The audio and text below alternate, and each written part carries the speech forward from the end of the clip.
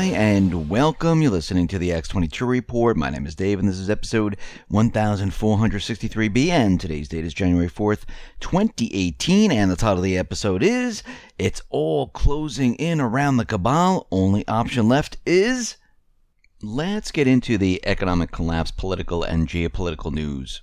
Now, it looks like there are many different investigations going on with the Uranium One, with Comey, Fusion GPS, and it looks like it's all coming down around the Cabal. It looks like they're going to become very, very desperate because none of these people are going to want to go on trial. So they're going to do whatever they have to distract what is going on here. And I believe the Clintons are going to be a little bit nervous. Now, yesterday we talked about a fire in their Chappaqua house, and maybe this was to destroy some evidence, maybe to get rid of something. We don't know as of yet. But we see that Attorney General Jeff Sessions is going to be taking a fresh look at the FBI's investigation. And remember that a lot of the information that was on the private server, which was unsecure, had some classified information on there.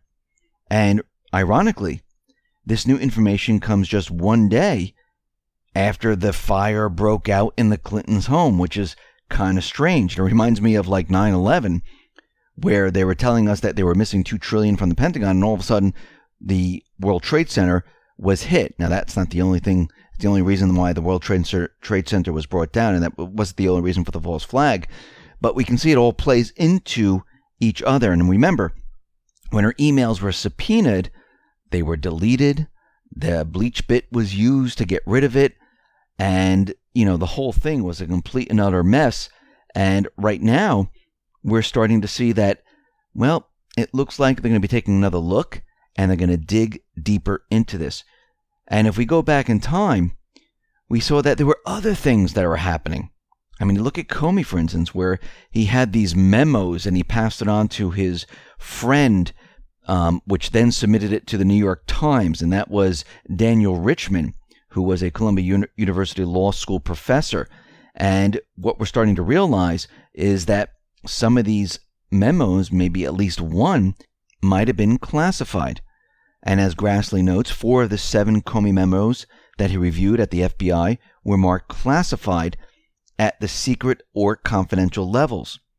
And if you use simple mathematical realities, it would dictate that at least one of them contained material that the FBI now considers classified, and it might have been one of those that Daniel Richman had, which he wasn't allowed to have, which Comey was not allowed to bring out of the office, which he was not allowed to submit to the New York Times. And what we're seeing right now is that if this is true, then there's going to be a huge problem for Comey, for Richman, for the New York Times. And we can see that this is all coming down around all of these individuals.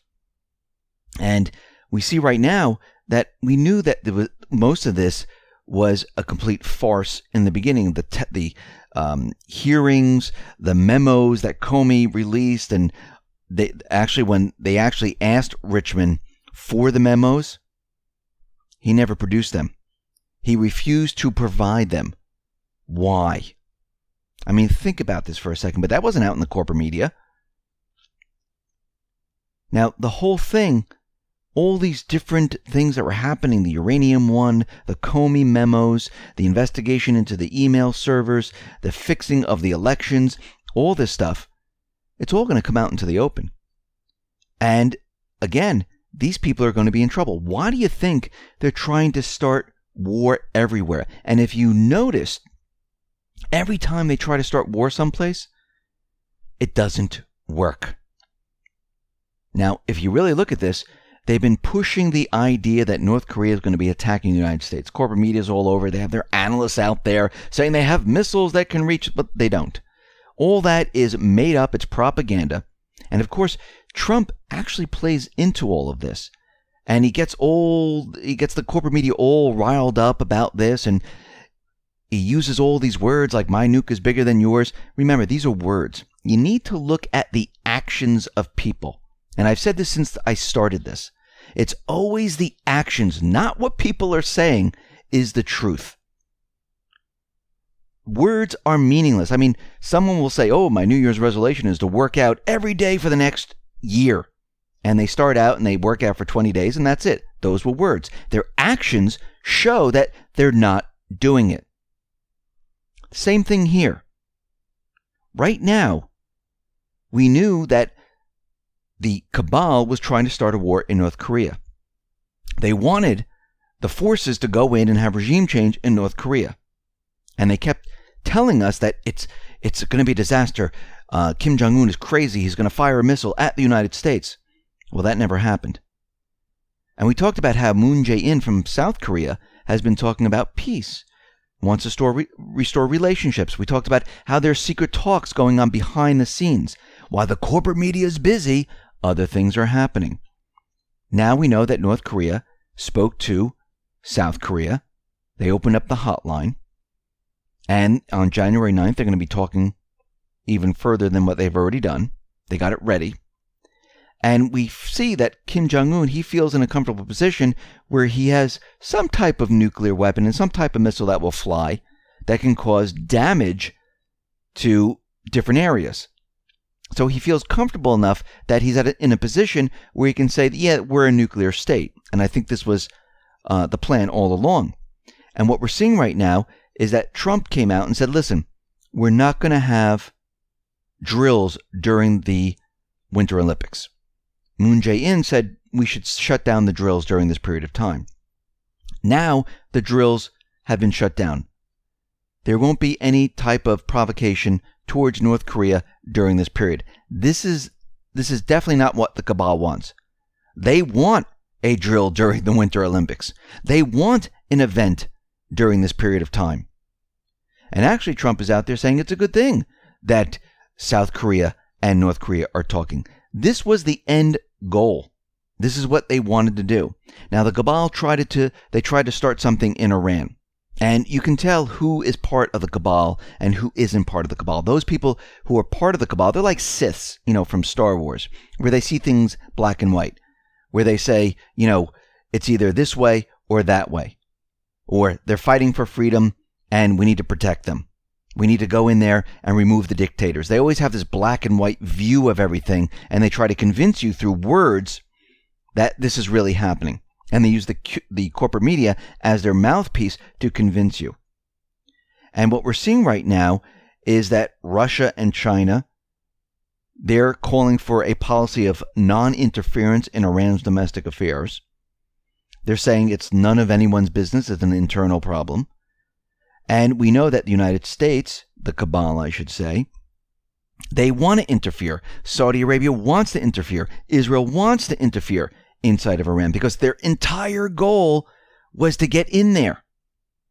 And we know that the U.S. and the rest of the coalition forces, they're running to the UN because they realize that their entire plan of having riots and having regime change is falling apart right now. What we're seeing is that these protests, they're ending. There were huge government protests, much, much, much larger than what was happening with the economic protests. Now, these were economic protests. These were not freedom, we want regime change protests. That was the rioters that were placed in the country to try to force everyone into this gigantic protest of regime change. But the original protest was economic. Had nothing to do with we want a different leader or we're fighting for freedom like Clinton said in her tweet. Had nothing to do with that whatsoever. It only had to do with economics. And those protesters, well, they realized that, okay, yes, we're having a tough time right now. The president came out and spoke to us, and most of them were satisfied.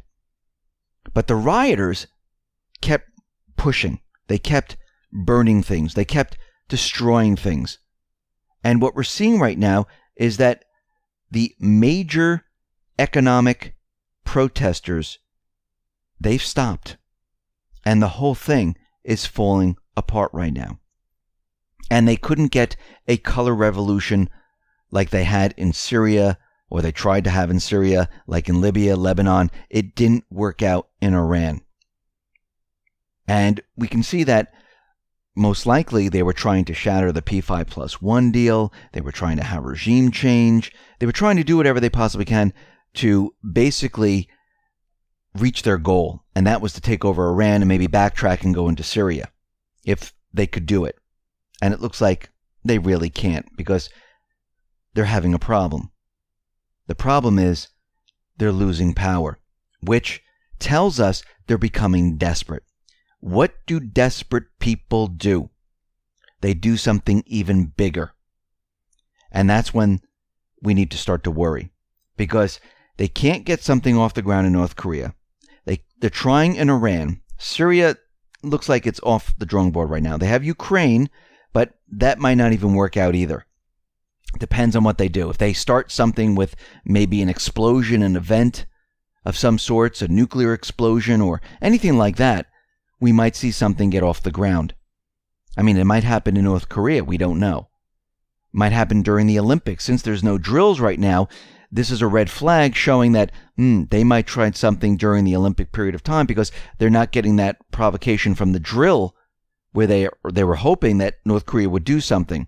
I don't think North Korea is going to do anything. They're looking for peace right now. They feel that they're in a comfortable position because they have a nuclear weapon. They have a missile that kind of can fly. They can cause maybe damage to Japan. That's why they've been flying the missiles around Japan to see if they can reach Japan, which tells you that you can reach Guam before it breaks up, where it could reach definitely South Korea.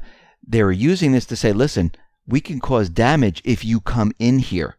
And the Cabal knows this. So this is why Kim Jong-un at this point is so willing to have talks, because he's in a position where he knows that he can cause damage someplace else. And we see right now all those talks behind the scenes, they're at a point where they're saying, okay, now is the time.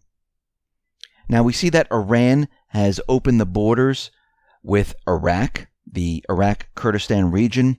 And once again, Russia, China, Iran, economically bound together. Iraq is now joining Iran. The whole thing is falling apart. And these individuals, they're very worried about this. I mean, the CIA, they're coming out with reports now, and they're trying to cover up everything that they've done, saying that Al-Qaeda, the Islamic State, they're all part of Iran. They're the ones who've been driving the force of Al-Qaeda and the Islamic State and other terrorist groups, which is completely fake, phony, and false. What they're trying to do is divert everyone's attention to Iran and make everyone think that the terrorists came all from there. And this report that they're coming out with is completely fake, phony, and false. Plus, they have to use it to say that, oh, this is what happened in 2001, since Iran was part of Al-Qaeda. They brought down the towers. They're trying to cover up everything they've done. It's a mop-up operation of all their crap.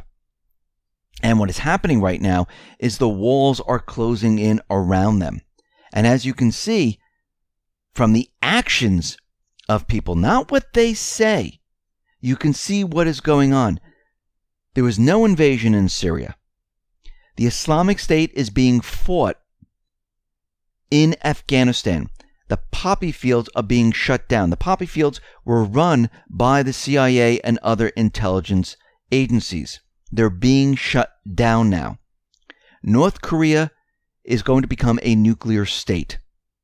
There's going to be peace talks with North Korea. The protesters in Iran, it is not going anywhere. It's not going to happen unless, like I said, unless the Cabal pulls out the big guns, unless they push something very hard. And I believe they might be getting ready to do this because they have nothing left. What do you do when you have nothing left? You do the event of all events. And it looks like we're approaching this period of time because we can see the walls are closing around them with the investigation into the Uranium One deal, the Comey memos, the email server, all the other corruption that has been in government, all those other individuals that were involved. Think about all these people that would have to stand trial. They're not going to. They're not going to just sit back and go, hey, all right, I'll go on trial. No, they know that they need to do something at this point. Because if they don't do it right now, they lose. So we can expect, and I think something big is brewing right now because they didn't get what they wanted out of Iran with these protests. And I think the next phase is to notch it up and have something even bigger than what was planned before. Maybe they'll even do the event of all events where they have the cyber attack, where they have physical attacks in Europe, United States. We might even be at that point right now, because we could see they're running out of time. Listen, everyone, thanks a lot for listening. Be well, be safe, and especially be prepared. Thanks a lot.